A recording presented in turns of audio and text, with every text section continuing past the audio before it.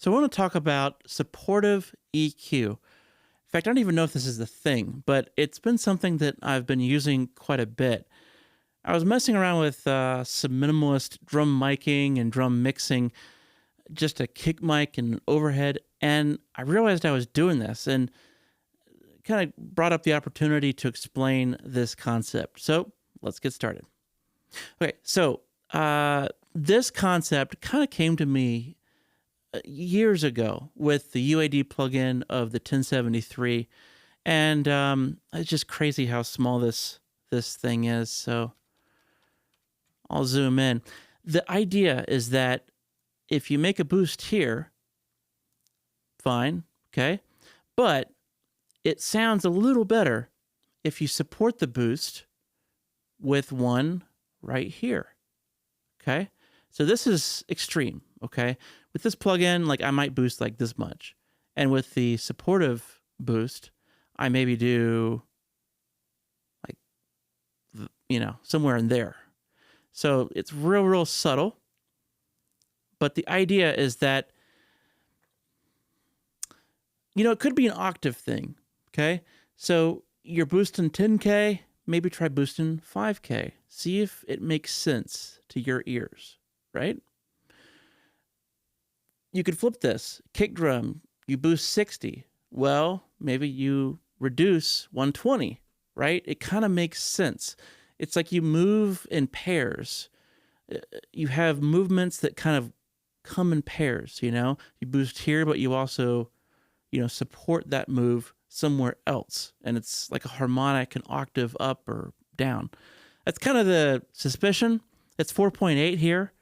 So 4.8 and what is this, like 10? So that kind of makes sense, Okay, let me kick off this drum loop and let's experiment.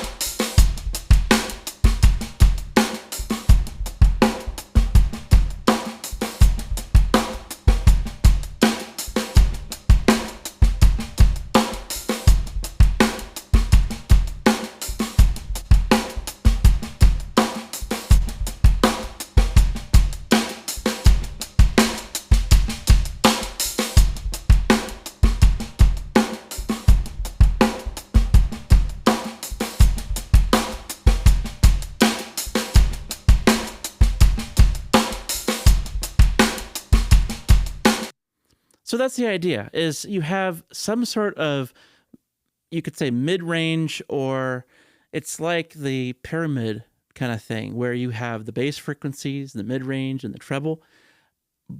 But it is kind of a pyramid structure for just the high end, you see?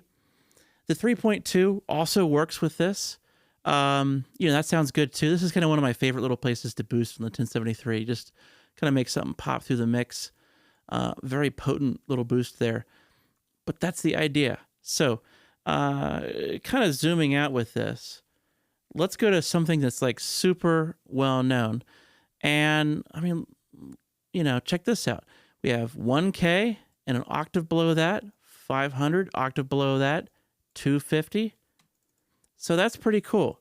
This is literally laid out in the concept that I'm talking about. Okay? Let's see how this sounds.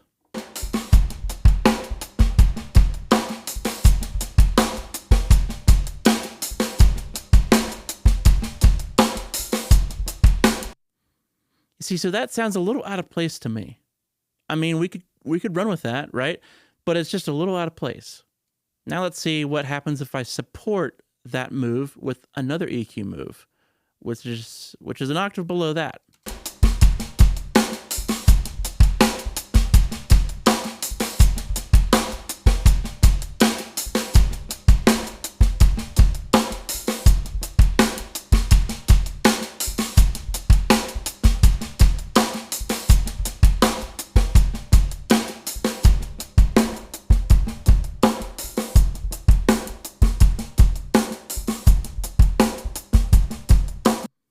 So there, if we do the opposite of this advice today, we're actually making a scooped sound.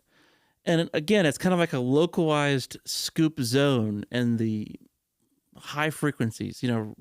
This is kind of real high stuff. It's not even really in the mids. I mean, it's just all kind of cymbals and stuff. So, um, we're not supporting the boost at all. And it sounds kind of funny.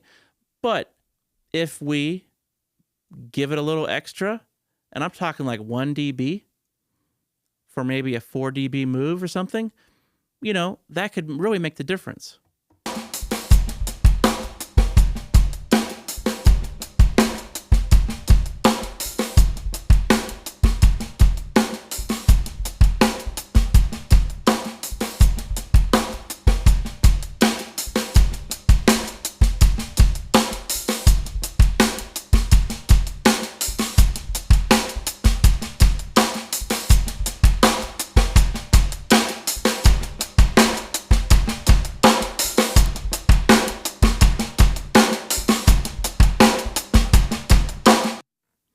So we can hear as I go down, it all sounds related. And because it is, it's not just one frequency that we're dealing with. We're dealing with a kind of a soup of different things, And really, we have to start from the mid-range and then work out.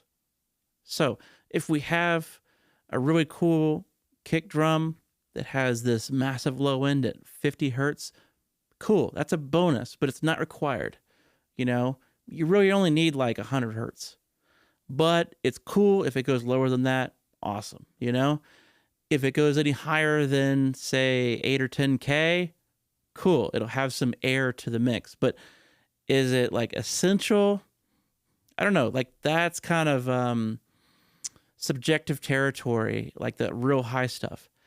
Because the most important thing is the mids. Okay, it's all that matters. And the low end is supporting the mids, and the high end is supporting the mids. It's just on other sides of the mids. So this is the concept. Everything is related. Okay. So let's move on to maybe a different EQ and see how that works.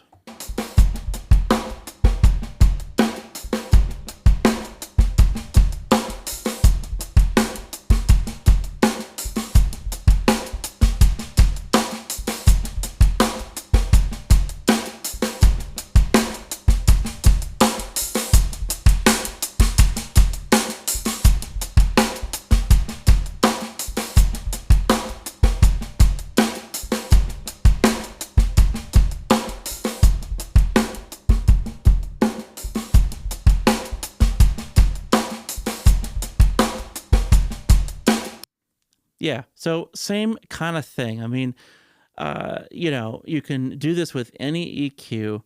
It doesn't always have to be exactly the octave or whatever, but just understand that everything is connected here. It's going to start with the mid-range. As long as you have that taken care of, everything else is kind of embellishment. And so this is kind of what we're doing, is we're connecting that boost at, say, 8K with a slight boost at 4K. And that little supportive boost is helping kind of glue it back in to what's beneath it, which is the mid-range, right? So we're kind of gluing it back. We could have kick drum, and we could be adding 100 hertz, and it kind of makes it seem a little more natural than having just loads of 50 hertz, for example. And by doing so, we're kind of pulling it back into the center, giving it some way to kind of relate to the mids.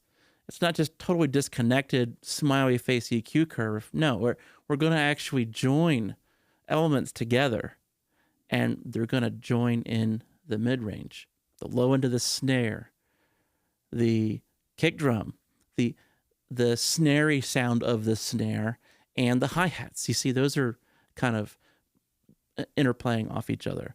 So everything is connected, and there's going to be something in the mid-range that kind of ties everything together, which is why an S10s and kind of mid-range focus speakers work so well, because it really helps you focus on the stuff that matters. Okay, so let me know what you think of this. I'm really curious because EQ is very kind of difficult to explain, and I've waited years to really, kind of develop these concepts, these ways of talking about it. And I'm curious if this made sense to you and what questions you might have about EQ. Um, it could be a very complex topic, especially if you're new to this. There's a lot of kind of confusion and just like, why isn't this working? So let me know your questions. Let me know if this video made sense to you. Okay, talk to you soon.